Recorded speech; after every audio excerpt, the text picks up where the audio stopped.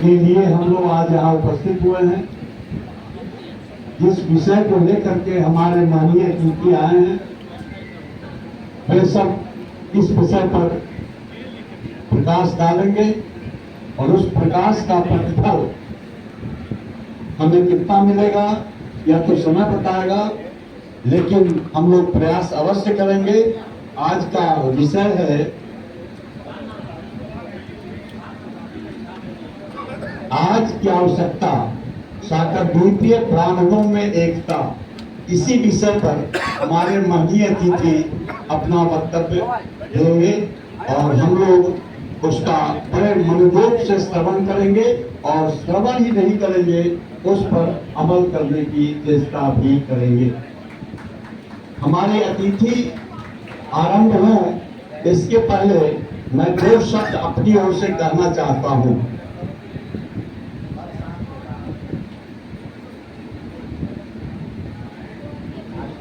अनेकता में एकता। विपरीत परिस्थिति में धैर्य धरकर जब व्यक्ति कार्यरत होता है तो निश्चित रूप से समाज में भी एकता आती है।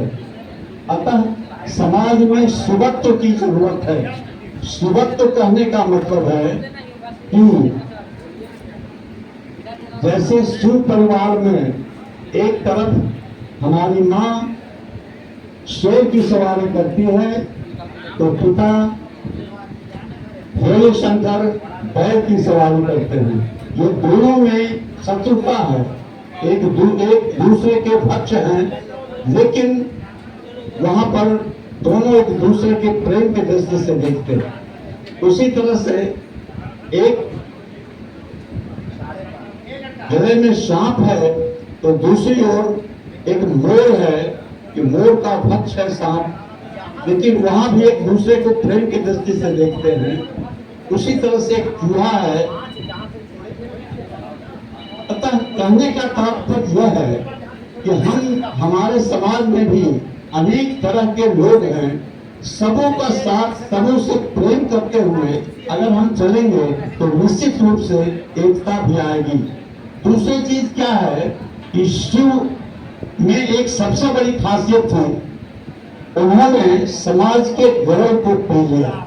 अतः हमें भी आपस में ये चाहिए कि हम भी शिव बने और एक गौरव को, सामाजिक गौरव को अपने कंठ पे धारण करें। कंठ पे धारण करने का मतलब यह है कि समाज में सभी तरह के लोग हैं। हमारे समाज में हर तरह के लोग हैं, अमीर भी हैं, गरीब भी हैं, दरिद्र भी हैं, लेकिन दुष्ट प्रकृति के भी हैं, अच्छे प्रकृति के भी हैं।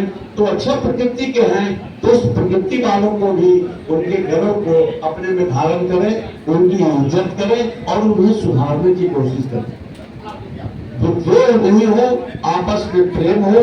शिव परिवार से हम लोग ये सीख सकते हैं। अतः शिवत्व को ध्यान में रखते हुए अगर हम परिवार का संचालन करें तो निश्चित रूप से हमारा समाज यानी कि ब्राह्मण समाज उत्कृष्ट हो सकता है, एक बन सकता है, एकता आ सकती है।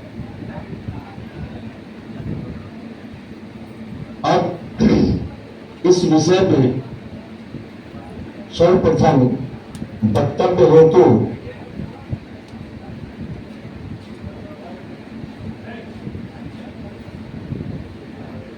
Shri Priyaranjan Mishra ji DD news anchor से आग्रह करता हूं कि कृपया आकर उस विषय में दो शब्द अपने विचार प्रकट करें। श्री प्रियरंजन।